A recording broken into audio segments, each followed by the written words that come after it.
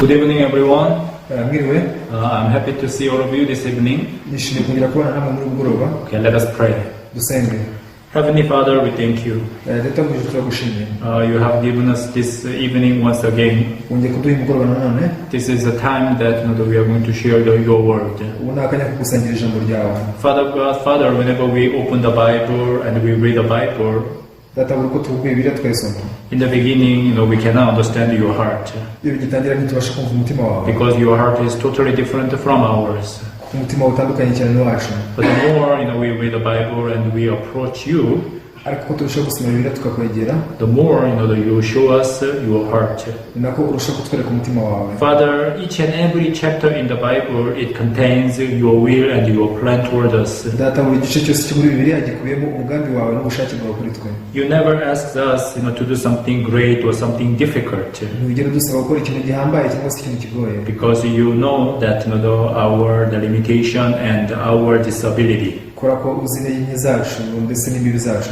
However, since you love us unconditionally, ariko bitewe no kuba dukunze ntacyo duca, you give us the unconditional love. byatumye duha urukundo rutagira ikigombero. Because of that love and because of that mercy, urwo rukundo ndetse n'izo mbabazi, Father, we are able to become your child. nibyo bituma tubasha kuba abana bawe. Even this evening, I believe that you want to speak to us through this time. n'uyu mugoroba nabwo nizeye ko ushaka kuvugana natwe binyuze muri ako kanya. Your word is a light. ijambo ryawe ni umucyo, Your word is a life. ijambo ryawe ni ubugingo. Therefore, when we receive your word in our heart, niyo mpamvu mu gihe twakiriye ijambo ryawe mu mitima yacu, so our dark heart will be brightened. umutima wacu wijimye ubasha gucya, And our dead heart will be survived. umutima wacu wapfuye ubasha kongera kuzuka. This is what I believe. iki nicyo nizera. May you bless each and every person who is following this message this evening, umugisha buri muntu wese muri gukurikirana ubutumwa kuri so mugoroba, that everyone can receive your will and your providence. kugira ngo buri muntu wese yakire ubushake bwawe ndetse n'umugambi wawe. Father, we thank you. data turagushimiye. I pray everything in the name of Jesus. nsenze byose nizeye mu izina rya Yesu, Amen. amen. Yeah, this evening let us open to the book of Ruth, chapter 2. kuri mugoroba reka tugane mu gitabo cya Rusi ibice bibiri. Ruth chapter 2 from verse 17 through 23. Rusi ibice bibiri umurongo wa 17 kugeza ku 23. Ruth chapter 2 from verse 17 through 23. turasoma Rusi ibice bibiri umurongo wa 17 kugeza ku wa 23. So she gleaned in the field until evening, and beat out what she had gleaned, and it was about an ephah of barley. aravuga ngo nuko ahumba muri uwo murima, ageze nimugoroba ahura izo yahumbye ziba inshuro imwe n'umucagate bya sayiri. Then she took it up and went into the city, and her mother-in-law saw what she had gleaned. So she brought out and gave to her what she had kept back after she had been satisfied. arazikorera ajya mu mudugudu, nyirabukwe abona izo yahumbye kandi akora mu gikondorero ibyo yashigaje arabimuha. And her mother-in-law said to her, "Where have you gleaned today? And where did you work? Blessed be the one who took notice of you." So she told her mother-in-law with whom she had worked, and said, "The man's name with whom I worked today is Boaz." nyirabukwe aramubaza ati, wahumbye mu kwande uyu munsi wakoze he? hahiriwe uwakwitayeho.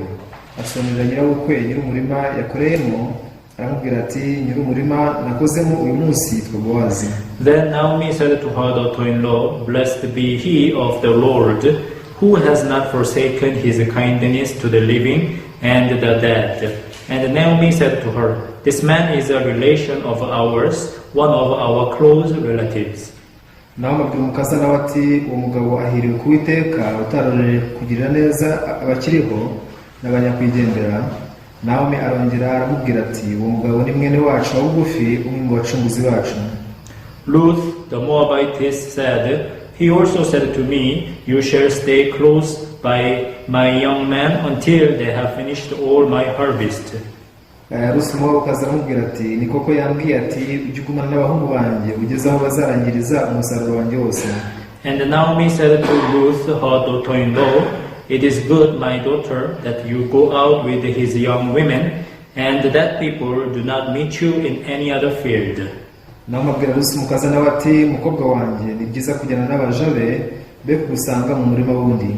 So she stayed close by the young women of Boaz to glean until the end of barley, the harvest, and the wheat harvest, and she dwelt with her mother-in-law. Nuko akajya aguma bugufi bw'abaja ba Bowazi akajya ahumba agezaho barangirije gusarura sayiri n'ingano kandi abana na nyirabukwe. Actually, there is no coincidence in this word. Muri si nta bibaho nk'uruhurirane. Every incident has the exact cause and effect. Buri kintu cyose kibayeho kiba gifite impamvu yagiteye ndetse n'ingaruka zacyo. If you are hungry, there must be the cause of that hunger. Mu gihe ushonje agomba kuba ari icyateye inzara. Probably you skipped a meal, that's why you are hungry right now. Ushobora kuba hari utariye icyo gituma ubu ngubu wumva ushonje. If you are sick, there must be the cause of that sickness. Urwaye nabwo haba hari icyateye iyo ndwara. Probably you ate something wrong. Hari igihe wari ikintu kibi. Or the spoiled food. Cyangwa se nk'ibiryo wenda byangiritse. Therefore, you got the stomach ache. Bigatuma wenda mu nda hakurya. You see that each and every issue in this world has a cause and effect. Buri kintu cyose muri isi kigira impamvu igitera ndetse n'ingaruka zacyo. And in this world there is exactly the principle. Kandi muri iyi si habamo ihame rimwe. For example, the water boils at 100 Celsius degree. Nk'urugero amazi abira ku kigero cy'ubushyuhe cya degrees Celsius 100. Before the temperature reaches the 100 the Celsius degree, it does not boil. Mbere ko ikigero cy'ubushyuhe kigera kuri degrees Celsius 100 icyo gihe amazi ntabwo abira. However, when this temperature reaches the exactly 100 Celsius degree, it boils. Ariko mu gihe ubushyuhe bwageze kuri degrees Celsius 100 nicyo gihe abira. In the same way, also when it goes down, the temperature goes down up to the zero. This is the point of the freezing. Nako iyo ubushyuhe bwabanutse bukagera ku kigero cya zero, aho naho ahinduka barafu. So we can see that there are a lot of these principles and the laws in the world. Dusanga mu isi rero hariho amahame menshi cyane. In the same way, even the world of the heart. Nako kimwe nuko mu mibereho y'umutima. Those people whose hearts are high, abantu bafite imitima yishyize hejuru. Their relationship with others cannot be good. Imibanire hagati yabo n'abandi ntishobora kuba myiza. People who have the high-hearted, they always ignore others and they cannot listen to others. Abagira umutima wishyize hejuru igihe cyose bahora basuzugura abandi ntibashobora kubumva. That's why if you live with the high-hearted person, you would be definitely stressed a lot. Niyo mpamvu uramutse n'umuntu ufite umutima wishyize hejuru icyo gihe wajya uhora umutwe cyane. Those whose hearts are humble, abafite imitima iciye bugufi, see that they are loved by the people around them. Abo bakundwa n'abantu bakikije. You see that there is the exact principle in the world of the heart. In the same way, also there is the exact principle in the spiritual world. Unfortunately, the people do not know the principle. That's why the most people, they just try their best to believe in God well. Even if you have that wish to believe in God well, but if you do not know that exact the principle of the spiritual lives, because you cannot be just received by God by your effort or by your determination. You have no choice but to be rejected at the last moment. You can find such people in the Matthew chapter 7. Jesus said, many will say to me in that day, Lord, Lord, have we not prophesied in your name, and done many wonders in your name, and cast out demons in your name? The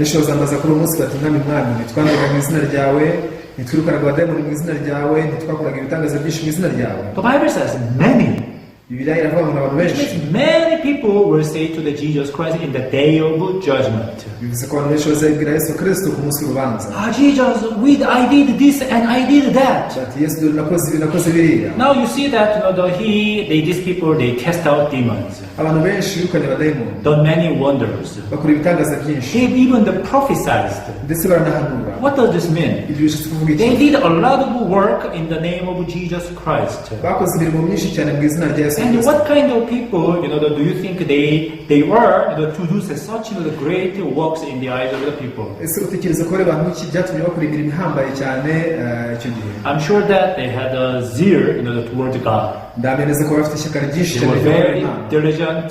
bari abanyamwete. Probably they sacrificed themselves for the works of God. bishoboka kuba bajyaga bitangira n'umurimo w'Imana. They committed themselves, to be, in the position of the work of God. bari barihebeye bishyira mu mwanya wo kuba abakozi b'Imana. Yeah, it is obvious that they had a zeal for God. ntibizwi neza ko bari bafite ishyaka ry'Imana. However, you can see that these people, they were rejected by Jesus Christ. Why? ubona ko abantu banzwe na Yesu Kristo kubera iki? The reason why they were rejected by Jesus is because they did not know the principle of the spiritual lives. icyatumye bangwa na Yesu Kristo nuko batari bazi ihame yaryo ry'ubuzima bw'umwuka. You can find so many characters in the Bible. muri Bibiliya muhabona abantu benshi cyane batandukanye. Starting from the Genesis, uhereye mu itangiriro you can find so many characters. ushobora kubona abantu benshi cyane bavugwa. Abraham, harimo nka Aburahamu, the Jacob, Yakobo, Esau, Esawu, even the Joseph, ndetse na Yosefu, Moses, na Mose, Joshua, Yosuwa, and Samson, ndetse na Samusoni, Gideon, na Gideyoni, and the David. na Dawidi. So many characters in the Bible. abantu benshi tubona muri Bibiliya. Even you see that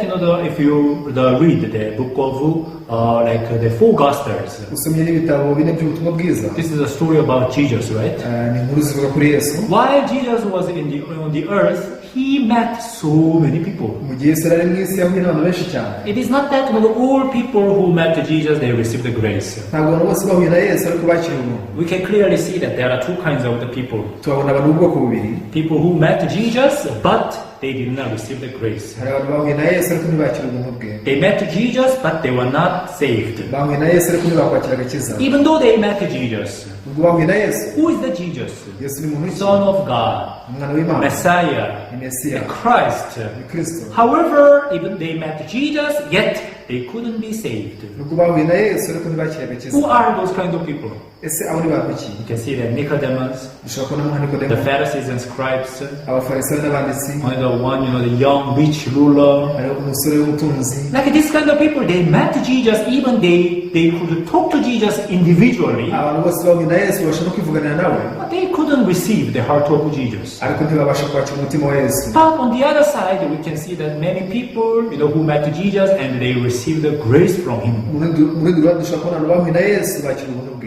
The woman caught in adultery, umugore afashwe asambana, man, who had an infirmity 38 years, nk'umuntu urwaye uburwayi imyaka 38, one who, this man, whose, a hand is withered, n'umuntu unyunyutse ukuboko, even this, the blind man. n'umuntu utarabonaga. You see that, the many people met Jesus and they received the salvation, they received the Messiah in their heart. benshi bahuye na Yesu bakira Mesiya mu mitima yabo. What is the difference between these groups, the two categories of the people? ese ni itandukaniro hagati y'amatsinda abiri y'abantu. Do you think that Jesus has already appointed some people who can be saved and who cannot be saved? ese utekereza ko hari abantu Yesu yageneye kwakira agakiza n'abatagenewe kwakira? If it was so, you see that the verse that God desires all men to be saved and to come to the knowledge of truth, it will become a lie. ariko bimeze cyanditswe kivuga ko Imana ishaka ko abantu bose bakizwa bakamenya ukuri kiba ari ikinyoma. But God is not a liar. nyamara Imana si inyabinyoma. So the problem is that the people, they did not know the principle. ikibazo cyo nuko abantu batajya bamenya amahame y'iby'umwuka. They did not know the heart of Jesus Christ. That's why they couldn't receive the salvation. bajya bamenya umutima wa Yesu Kristo, niyo mpamvu batabasha kwakira agakiza. Let us open, to the book of Deuteronomy. reka tubumbure mu gitabo cyo gutegeka uko kabiri. We can read the book of Deuteronomy, chapter 29, verse 4. dushobora gusoma gutegeka uko kabiri igice cya 28 umurongo wa 9. Here the Bible says, "Yet the Lord has not given you a heart to perceive, and eyes to see, and ears to hear, to this very day." haravuga ngo kandi Uwiteka ntabaha amaso abona, amatwi yumva, ndetse n'umutima usobanukirwa kugeza uyu munsi. Now here the Bible says, "The Lord has not given you a heart to perceive." hano birivuze ko Uwiteka Imana itaguhaye umutima wo kumenya. Which means, we do not have this spiritual sense, to notice or to realize the heart of God. bivuze ngo ntabwo tugira sansi z'umwuka zo gusobanukirwa umutima w'Imana. The problem is that so many people, they just try to understand God. ariko ikibazo ni uko abantu benshi bagerageza gusobanukirwa Imana. They try to use all of their senses to analyze the Bible. bagerageza gukoresha sansi zabo kugira ngo basesengure Bibiliya. However, the Bible clearly says the Lord has not given us the heart to perceive. ariko bivuze ko iteka Imana itaduhaye umutima wo gusobanukirwa. That's why the most of the stories in the Bible is not, these things are not understandable at all. impamvu inkuru nyinshi zo muri Bibiliya ntabwo babasha kuzisobanukirwa bene gusa. Because if the stories in the Bible are understandable to us, yaba inkuru zo muri Bibiliya tubasha kuzisobanukirwa, you see that it would be very easy for us to believe.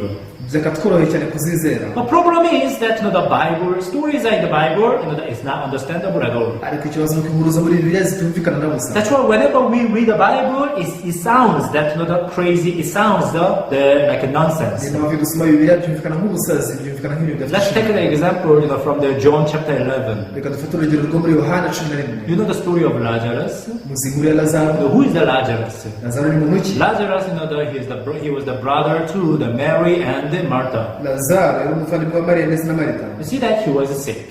yari arwaye. At the time, the Mary and Martha had sent a messenger to the Jesus. muri icyo gihe Mariya na Marita boherereje Yesu intumwa. Jesus, you please come. bati Yesu turagusabye uze. My brother is sick. umuvandimwe wacu ararwaye. You love him. kandi uramukunda. Please come and hear my brother. turagusabye ngwino rwose ukize umuvandimwe wacu. At the time, Jesus said to them, icyo gihe Yesu arababwiye ati do not worry. nimugire impungenge. The sickness is not unto death, but for the glory of God. iyi ndwara si yo kumwica ngo ni gutuma umwana w'Imana So ahimbazwa. this is what Jesus said. niko Yesu yavuze. Therefore, the sisters to Lazarus, they did not worry about the Lazarus in the beginning. bashiki ba Lazaro ntibagize impungenge za Lazaro bigitangira. They thought that, Jesus said that this sickness is not unto death. baratekereje bati Yesu yatubwiye ngo indwara si yo kumwica. My brother would not die.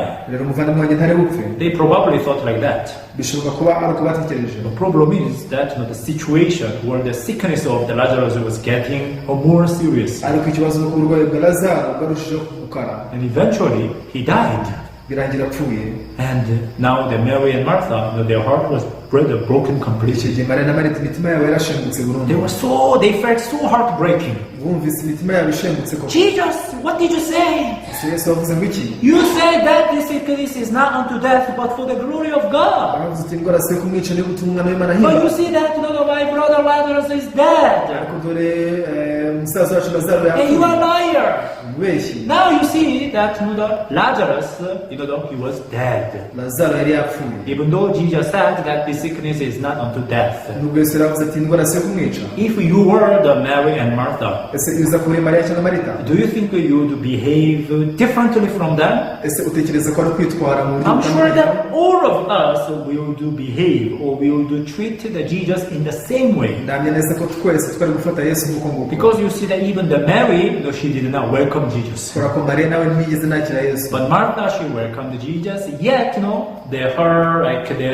the way of her feeling or the way of her the welcoming Jesus was so cold. Marita yakiriye Yesu nubwo yamwakiriye abigendamo buke. And Martha, she did not listen to the word of Jesus. icyo gihe rero Marita nubwo yumvise ijambo rya Yesu. Because the Jesus said, don't worry. kubera ko Yesu aramubwira ati ntugire impungenge. Your brother Lazarus will rise. umusaza wa Lazaro azazuka. Yes, okay. aravuga ati ntacyo bitwaye. Martha replied, yes, maybe in the day of resurrection my brother will rise. arasubiza ati ahari wenda musaza wanjye azazuka ku munsi w'umuzuko wapfuye. What does this mean? bishatse kuvuga iki? It means that you see that my brother is dead. bishatse kuvuga ngo umusaza wanjye yapfuye. You are a liar. uri umubeshyi. If Martha, she could understand or she could receive the word of Jesus the way it is. ya Marita arashoboye kumva cyangwa se kwakira ijambo rya Yesu uko ryakabaye. If she had the same heart with Jesus Christ, yaza kugira umutima uhuye na Yesu Kristo. because Jesus was not discouraged.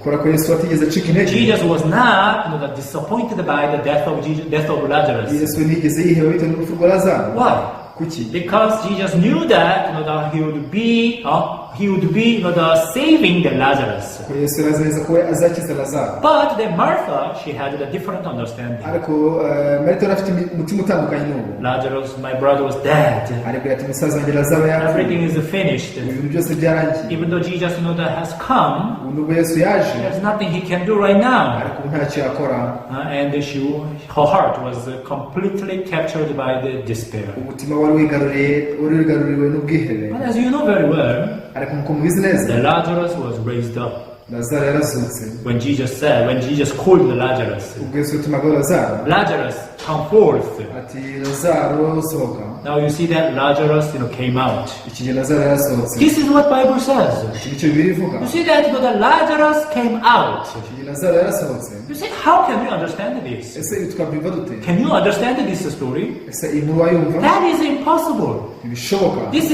is beyond our understanding. Ibintu birenze imyumvire yacu. The Bible contains this kind of stories. Bibiliya igizwe n'inkuru nk'izi. But very funny thing is, so many people, they try to analyze the Bible and interpret the Bible with their narrow understanding. Gusa igisekeje nuko abantu benshi bagerageza kumva Bibiliya no kwisobanurira bagendeye ku myumvire y'ifungane. As we read the book of Deuteronomy chapter 29 verse 4, uko twasomye mu gitabo cyo gutegekwa kwa kabiri igice cya 29:4, the Lord has not given us the heart to perceive. Uwiteka Imana yaduhaye umutima wo kumenya. Why?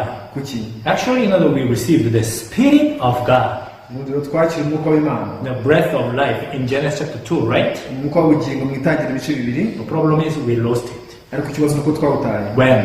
Ryari? In Genesis chapter 3, mu itangira ibice bitatu, we forsook the word of God and we followed the word of Satan. dukurikira ijambo rya Satani. We took the fruit of knowledge of good and evil. Turya ku rubuto rw'ubwenge bumenyekanisha icyiza n'ikibi. From that moment, we became a slave of this standard of good and evil. Kuva ubwo twese tuba imbata z'ishingiro ry'icyiza n'ikibi. So we judge everything according to this standard of good and evil. Imanza z'ibintu byose tugenda ku ishingiro ry'icyiza n'ikibi. Each and every one of you, who is following this message right now, you also have your own standard. Buri wese muri mwe mukurikiranye ubutumwa aka kanya nawe ufite ishingiro ryawe bwite. And according to that standard, you judge the people, you judge the situation. Kandi bitewe n'iryo shingiro abantu bacira imanza na situation runaka zicira imanza. Do you know why sometimes the husband and wife they quarrel? Muzi impamvu rimwe na rimwe umugabo n'umugore batongana? Do you know why the friends, that sometimes they, the fight? Muzi impamvu inshuti rimwe na rimwe zigirana amakimbirane? Even the country against the country. Ndetse n'igihugu hagati y'igihugu n'ikindi. It is because each and every person or the society or the country, they have their own rightness, they have their own standard.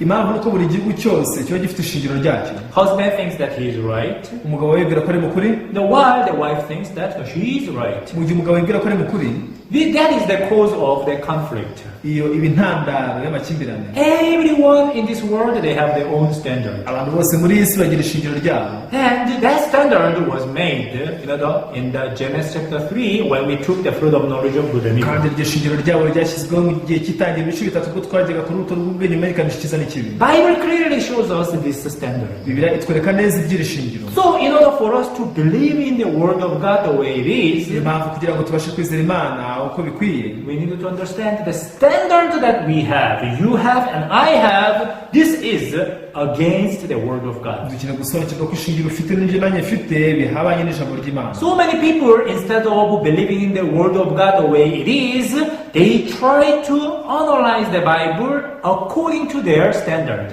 Abantu benshi aho kwizera ijambo ry'Imana uko ryakabaye bagerageza kwisesengura bagendeye ku ishingiro ryabo. If the word of God is understandable, if the word of God fits their standard, they are willing to receive it. Ijambo ry'Imana ryumvikana rihuza n'ishingiro ryabo babasha kuryakira. That's why some good verses about the prosperity, about the success, people like those verses. Impamvu abantu benshi bakunda ibyanditswe bimwe na bimwe bivuga ku iterambere, guhirwa ndetse n'ibindi nk'ibyo. But if you read the Bible closely, ariko usomye Bibiliya neza witonze, there are many verses which shows your true image. Uzabonamo ibyanditswe byinshi bikubwira ishusho yawe nyayo. Your heart is only evil continually. Biti umutima wawe ni mubi gusa iteka. No one does good, no, not one. Ntawe ukora ibyiza habe n'umwe. The heart is deceitful above all things and desperately wicked. Umutima w'umuntu ushobora kurenza ibintu byose kandi urahindanye cyane. You are the brood of vipers. Wa mwana w'inshira we. You are of your father devil. Ukomoka kuri so Satani. When people listen to this kind of the word, they just close their heart. abantu bumvise amagambo nk'aya ukajya bafunga imitima yabo gusa. One day I was preaching the word. umunsi umwe ndi kubwiriza ijambo ry'Imana. I was explaining how the human beings, the look in the eyes of God. Ndi gusobanura uburyo abantu bagaragara mu maso y'Imana. So I came up with these verses that I mentioned. Nuko mbabwira ibyanditswe byose ndondoye. After that message, the one lady, that came to me and said to me, nyuma y'ubwo butumwa hari umwari waje nuko arambwira ati, Pastor, I don't think that you are preaching in the right way. Sintekereza ko ibyo ubwiriza bikwiye. You are supposed to encourage the people. Wagakwiye ahubwo gushishikaza abantu. You have to give the good message, and you have to give the hopeful message to the people. guha abantu ubutumwa bw'ihumure. But you are saying that we are evil. Ariko kutubwira ko turi babi. You are not a good preacher. Ukadana umwigisha mwiza. Do you know why this lady told me so? Muzi impamvu uyu mwari yambwiye atyo? Because this word was not matching with her standard. Impamvu nuko iri jambo ritahuzaga n'ishingiro rye. The word of Jesus was not welcomed by the Pharisees and scribes. Ijambo rya Yesu abafarisayo n'abanditsi ntabwo baryishimiye. Why? Kuki? Because Jesus Christ revealed their hypocrisy. Kubera ko Yesu yahishuye uburyarya. Many times Jesus rebuked the Pharisees and scribes, and you hypocrites. Igihe cyinshi Yesu yacyahaga abafarisayo n'abanditsi mwaryarya mwe. Outwardly, you behave like good, but inwardly you are dirty and you are filthy. Inyuma mugaragara muri beza, ariko mwimbere muranduye cyane murahindanye. That's why the Pharisees and scribes, they always made a plan to accuse Jesus and to kill Jesus. Impamvu abafarisayo n'abanditsi kenshi bagiye bashyiraho imigambi yo kurega Yesu ndetse no kumwica. But the Jesus Christ, he spoke to them based on the Bible. Ariko Yesu yababwiraga ibishingiye kuri Bibiliya. Dear viewers, nshuti mukurikiye, do you really believe in God? ese kuko wizera Imana? If you believe in God, wizera Imana, what is the proof of your faith?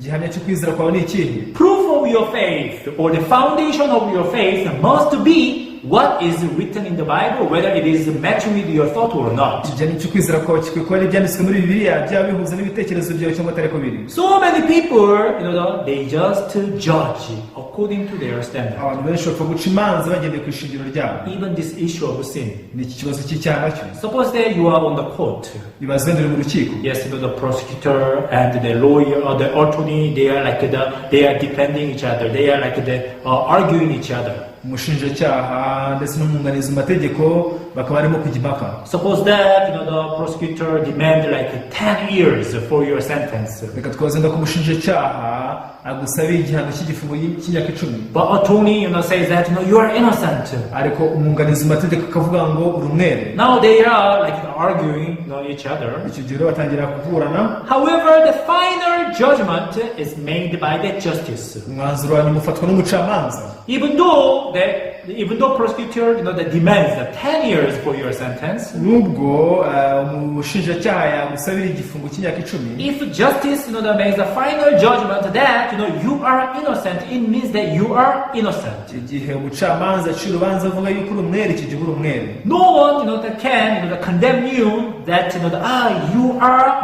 you are demanded by the 10 years by the prosecutor. Icyo gihe ntawagufungisha avuga ngo wakata imyaka 10 n'umushinjacyaha. You are so evil. No one can say so. Ntawakubwira turi mubi cyane. Though prosecutor demanded 10 years for your sentence, umushinjacyaha yagusaba igifungo cy'imyaka 10. If the justice made a final judgment saying that you are innocent, mu gihe umucamanza afashe umwanzuro nyuma avuga ngo uri umwere, it means that you are innocent. Icyo gihe bivuze ko ugizwe umwere. Satan is the prosecutor.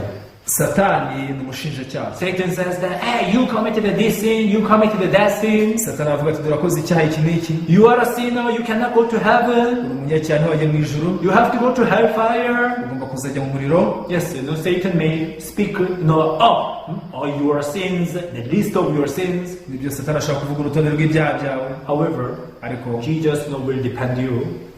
Yesu azakunganira. Jesus will speak also. Jesus will explain to the justice. Yesu azasobanurira umucamanza. You see, yes, it is true that you committed sins. Ati nibyo koko wakoze icyaha. But do you see the mark on my hands? Ese urabona inkovu ziri mu biganza byanjye? The scars on my head. Ese urabona inkovu ziri ku mutwe wanjye? I shed all my blood to pay for the wages of this man's sin. namenye amaraso yanjye yose kugira ngo nishyure igihano cy'ibyaha by'umuntu. Now I'm sure that that Jesus defended you. Ndahamya neza ko Yesu yakurengera. And God, who is the justice, listening from both sides, Imana nk'umucamanza nyuma yo gutega amatwi impande zombi, He makes a judgment. icyo gihe ica iteka. Do you want to know what kind of judgment God made? Ese urashaka kumenya urubanza Imana yaciye? Book of Romans, chapter 8, verse Mu gitabo cy'Abaroma 8 33. umurongo wa 33. Who shall bring a charge against God's elect? It is God who justifies. Aravuga ngo ninde uzarega intore z'Imana? Ni Imana kandi ari izitsindishiriza. Who shall bring a charge against God's elect? God's judgment. Ninde uzarega intore z'Imana? The Bible says it is God who justifies. Biravuga ngo ni Imana kandi ari izitsindishiriza. God justifies us. This is the final judgment. Imana ni idutsindishiriza, iri niryo teka rya nyuma Imana yaciye. Unfortunately, so many people, instead of believing in the final judgment of God, they just follow their own standard. Ikibazo nuko abantu benshi kwizera umwanzuro wa nyuma Imana yaciye bizera ishingiro ryabo. We read the book of Ruth, chapter 2. Twasomye igitabo cya Ruth ibice bibiri. You see that Ruth, she did not have the spiritual sense. Ruth ntiyari afite sanse z'umwuka. She was just happy to get a lot of food. Yarishimiye kubona ibyo kurya byinshi gusa. Oh, I am happy because I got a lot of the food. Ati nishimiye kubona ibyo byinshi. But Naomi was different. Ariko Naomi we ntiyari uko. Naomi, listen to the testimony of Ruth. Naomi yumvise ubuhamya bwa Ruth. Naomi asked the Ruth, one by one in detail. Nuko atangira kubaza Ruth buri kimwe cyose mu buryo burambuye. Ruth, she may think that this is just a coincidence. I just met the very the kind man. Ruth yashobora kwibwira ati rwose byabaye uruhurirane gusa guhura n'uyu muntu umwiza. Yeah, this man, named Boaz, he was really kind. He's a gentleman. Uyu muntu witwa Boaz mwiza cyane umugwaneza. He told me so. Yes, he told me like this.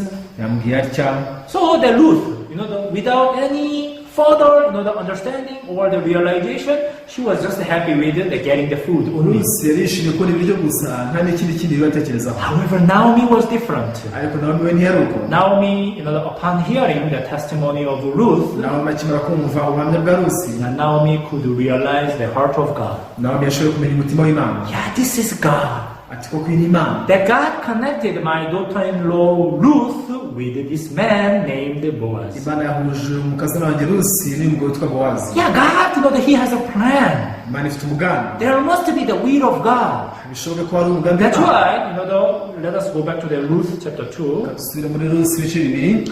The verse 22. Umurongo wa 22. This is what Naomi said to Ruth. Iki nicyo Naomi yabwiye Ruth. And Naomi said to Ruth, her daughter-in-law, it is good, my daughter, that you go out with his young women, and that people do not meet you in any other field. Nawe abwira Ruth umukazana we ati, umukobwa wanjye ni byiza kujyana n'abaja be kugusanga mu murima wundi. What does this mean? Bishatse kuvuga iki? Do not go to any other field. Mukajya mu murima wundi muntu. Why? Kuki? Because there is the will of God in that field, the field of Boaz. Kurakora ubushake bw'Imana muri murima wa Boaz. Now you see that Naomi, she has this spiritual sense. Naomi afite izisansi z'umwuka. Our good eyes, the good understanding, our good the plan, these things are not important. Amaso yacu meza, imyumvire yacu ndetse n'imigambi yacu byose si by'ingenzi. The way God shows us, this is important. Inzira Imana itwereka niyo y'ingenzi. So everything that happens to us, that is the plan of God. Ibitubaho byose biri mu mugambi w'Imana. You see, there are so many people, they think that this is just coincidence. Abantu benshi bajya batekereza bati rwose ibintu uruhurirane. But there is no coincidence. Ariko nta ruhurirane rubaho. Everything happens according to the plan of God. Ibintu byose bikoreka hagendewe ku mugambi w'Imana. But since people are arrogant and they are not willing to believe in God, ariko bitewe n'uko banarabibona bakaba badashaka kwizera Imana. People think that they are great.